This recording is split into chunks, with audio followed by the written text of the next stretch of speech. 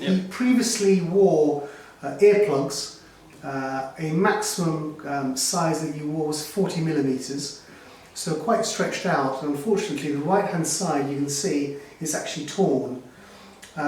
It's torn not at the most inferior aspect of the earplug itself, but actually from the attachment at the cheek.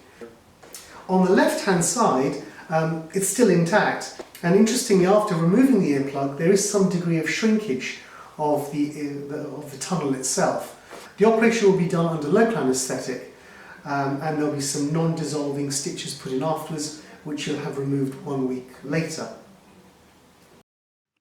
Here I am starting with the left earlobe, and I've already removed the excess skin.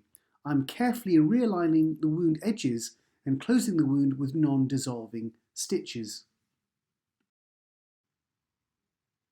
Earlobes come in all different shapes and sizes.